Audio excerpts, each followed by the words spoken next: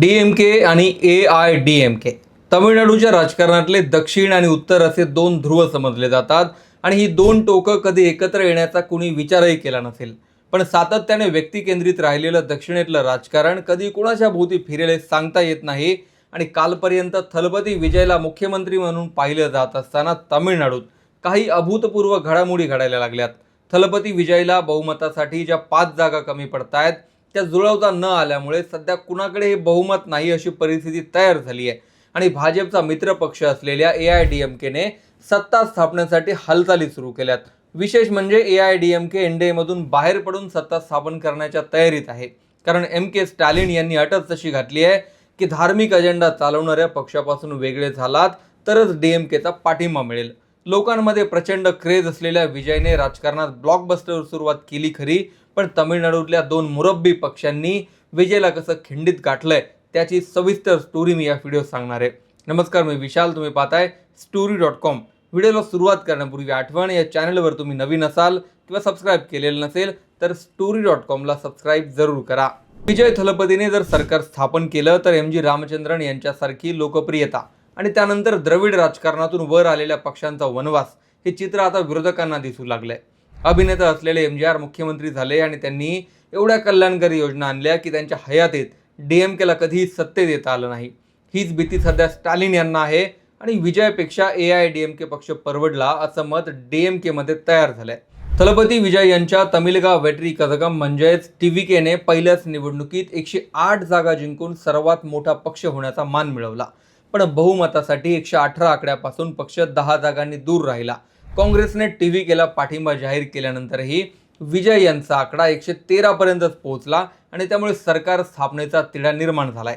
राज्यपालांनी स्पष्ट बहुमत दाखवा त्यानंतरच सरकार स्थापनेचं निमंत्रण दिलं जाईल अशी भूमिका घेतल्यामुळं विजय यांच्यावर आणखी दबाव वाढलाय.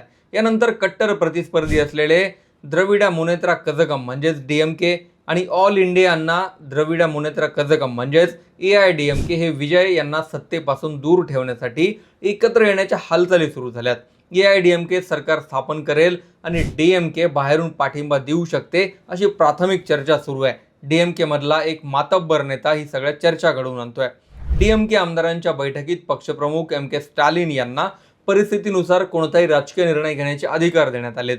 त्याचवेळी द्रविड चळवळीच्या विरोधात जाणाऱ्या शक्तींना रोखणं आवश्यक आहे असं डीएमकेच्या ठरावात म्हटलं गेल्याने टीव्हीकेला रोखण्यासाठी पडद्यामागे हालचाली सुरू असल्याच्या चर्चांना आणखी बळ मिळालं. विजय यांच्या उदयाने दोन्ही पारंपरिक द्रविड पक्षांना अस्तित्वाचा धोका निर्माण झालाय. गेली जवळपास 5 दशकं तमिळनाडूचं राजकारण डीएमके आणि एआयडीएमके या दोन पक्षांभोवती फिरत होता.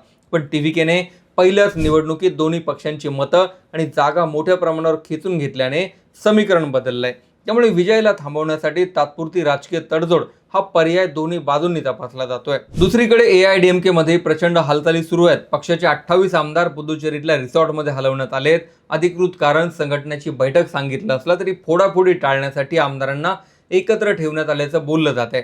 एआयडीएमकेने अजून अधिकृतपणे डीएमके किंवा टीव्हीकेला पाठिंबा जाहीर केलेला नाही. मात्र पक्षाचे वरिष्ठ नेते थंबीदुराई यांनी अनेक चर्चा सुरू आहेत असं सांगत सर्व शक्यता खुल्या आहेत असं सांगितलंय. याशिवाय एआयडीएमके हा पक्ष राष्ट्रीय लोकशाही आघाडी म्हणजेच एनडीएमधून बाहेर पडू शकतो. विजय किंवा इतर प्रादेशिक समीकरणांसोबत जाण्यासाठी एआयडीएमके भाजपपासून अंतर ठेवण्याच्या विचारात आहे. भाजपसोबत राहिल्यास तमिळनाडूत उत्तर भारतीय पक्षाचा प्रभाव अशी प्रतिमा तयार होईल आणि त्यामुळे द्रविड मतदार दूर जातील अशी भीती एआयडीएमके मधील एका गटाला वाटते. सध्या एआयडीएमकेकडे लोकसभेत 9 खासदार आहेत आणि ते एनडीएचा भाग आहेत. हे 9 खासदार कमी झाल्याने लोकसभेत एनडीएची ताकदही कमी होण्याची भीती आहे. दुसरीकडे राज्यात डीएमकेने काँग्रेसवर नाराजी व्यक्त केली आहे. स्टॅलिन यांच्यामुळेच काँग्रेसचे आमदार निवडून आले, पण काँग्रेसने विश्वासात न घेताच निवडणूक पूर्व आघाडी तोडली आणि टीव्हीकेकडे जाण्याचा निर्णय घेतला असं डीएमकेच्या निवेदनात म्हटलंय. खरं तर तमिळनाडूच्या इतिहासात डीएमके आणि एआयडीएमके यांचं वैर अत्यंत जुनं आहे. हा संघर्ष द्रविड चळवळीच्या वारशावरून सुरू झालेली सत्तेची लढाई मानला जातो. 1967 मध्ये CN अण्णादुराई यांच्या नेतृत्वाखाली डीएमकेने काँग्रेसला पहिल्यांदा पराभूत करून तमिळनाडूत सत्ता मिळवली आणि दक्षिण भारतात प्रादेशिक पक्षांच्या युगाची सुरुवात झाली. त्यावेळी अभिनेता MG रामचंद्रन अर्थात MGR हे डीएमकेचे सर्वाधिक लोकप्रिय चेहरा होते.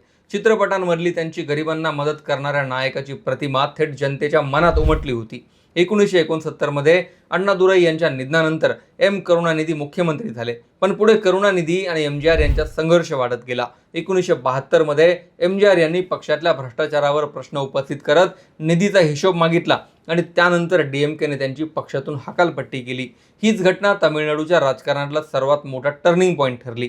पक्षातून बाहेर पडल्यानंतर एमजीआर यांनी एआयएडीएमकेची स्थापना केली आणि स्वतःला अण्णादुराई यांच्या विचारांचा खरा वारसदार म्हणून प्रोजेक्ट केला. त्यांच्या प्रचंड लोकप्रियतेमुळे अवघ्या 5 वर्षात एआयएडीएमके राज्यातील मोठा पर्याय बनला आणि 1977च्या निवडणुकीत एमजीआर मुख्यमंत्री झाले. आणीबाणीनंतर देशभरात काँग्रेसच्या विरोधातली लाट असताना एमजीआर यांनी स्वतःची जनतेचा नेता अशी प्रतिमा मजबूत केली. 1980 मध्ये केंद्रातल्या इंदिरा गांधी सरकारनं राज्यपालांच्या अहवालाच्या आधारावर एमजीआर सरकार बरखास्त केलं, पण त्याच वर्षी झालेल्या निवडणुकीत जनतेने पुन्हा एकदा एआयडीएमकेला बहुमत देत जास्तीच्या जागा देत मुख्यमंत्री केलं. त्यानंतर 1984 मध्ये गंभीर आजारपणातही एमजीआर यांनी विजय मिळवला. ते स्वतः अमेरिकेत असतानाही तामिळनाडूतल्या लोकांनी पुन्हा त्यांच्यावरच विश्वास ठेवला आणि एमजीआर जिवंत असताना डीएमकेला पुन्हा कधी सत्ता मिळवता आली नाही. एमजीआर यांच्या निधनानंतर 1989 मध्ये डीएमके पुन्हा सत्तेत आली, पण तोपर्यंत तामिळनाडूच्या राजकारणात 2 मोठे द्रविड ध्रुव तयार झाले होते. एक करुणानिधींची डीएमके आणि दुसरी एमजीआर यांच्या वारशावर उभी राहिलेली एआयडीएमके. पुढे जयललिता यांनी एआयडीएमकेची सूत्र हाती घेतली आणि करुणानिधी विरुद्ध जयललिता असा संघर्ष जवळपास 3 दशकात तामिळनाडूच्या राजकारणावर वर्चस्व गाजवत राहिला. त्यामुळे डीएमके आणि एआयडीएमके हे केवळ प्रतिस्पर्धी पक्ष नाहीत, तर एकमेकांच्या अस्तित्वावर उभे राहिलेले राजकीय विरोधक मानले जातात. हेच विरोधक कधी एकत्र येण्याची चर्चा करतील याची कोणी कल्पनाही केली नसेल, पण थलपती विजयने जे करून दाखवलंय त्याने या दोन्ही पक्षांना आपलं अस्तित्व वाचवण्यासाठी इतिहास विसरून जाण्याची वेळ आली आहे. विजय सातत्याने लहान पक्ष आणि अपक्ष आमदारांच्या संपर्कात आहे, तर दुसरीकडे डीएमके आणि एआयडीएमके पडद्यामागे पर्याय तपासतायत. या 2 पक्षांनी जर सरकार स्थापन केलं तर आम्ही सामूहिक राजीनामे देऊ असा इशारा टीव्हीकेने दिलाय. पण स्टॅलिन यांनी पडद्यामागून जोरदार हालचाली सुरू केल्यात आणि विजयने सुरुवातीला जी चूक केली त्याचा पुरेपूर फायदा घेतला जातोय. विजयने काँग्रेसचा पाठिंबा मिळवला आणि त्यांच्या सह्यांचं पत्रही राज्यपालांना दिलं, पण घटनातज्ञांच्या मते विजय यांनी राज्यपाल राजेंद्र अर्लेकर यांच्याकडे दिलेल्या पत्रात फक्त टीव्हीकेच्या 108 आमदारांच्या सह्या असायला हव्या होत्या. परंपरेने राज्यपाल आधी सर्वात मोठ्या पक्षाला सरकार स्थापनेची संधी देतात आणि त्यानंतर सभागृहात बहुमत सिद्ध करण्यासाठी सांगतात. पण विजय यांनी टीव्हीके बरोबर काँग्रेस आमदारांच्याही सह्या जोडल्या. त्यामुळे त्यांचा दावा सिंगल लार्जेस्ट पार्टी म्हणून न राहता पोस्ट पोल कोऑर्डिनेशन म्हणजेच निवडणुकीनंतरची आघाडी असा बनला. यामुळे राज्यपालांनी थेट 118 आमदारांच्या समर्थनाची यादी मागितली आणि विजय यांना पुन्हा बहुमत सिद्ध करण्यास सांगितलं. यामुळे एक मोठा घटनात्मक आणि राजकीय पेच निर्माण झालाय. अनेक घटनातज्ञांच्या मते जर विजय यांनी आधी फक्त टीव्हीकेच्या 108 आमदारांच्या सह्या सादर केल्या असत्या तर राज्यपालांना त्यांना सरकार स्थापनेचं निमंत्रण द्यावंच लागलं असतं. त्यानंतर विधानसभेत बहुमत सिद्ध करण्याची संधी मिळाली असती. विजयकडे कमी अनुभव असल्यामुळे ही चूक झाली असावी असं जाणकार सांगतात, कारण टीव्हीके हा अवघा 2 वर्षांचा पक्ष आहे आणि अनेक आमदार पहिल्यांदाच निवडून आलेत. टीव्हीकेच्या आमदारांचं सरासरी वय हे 44 वर्ष आहे. राज्यपालांची 2दा भेट घेऊनही सरकार स्थापनेसाठी परवानगी न मिळाल्यामुळे टीव्हीके समर्थक आक्रमक झालेत.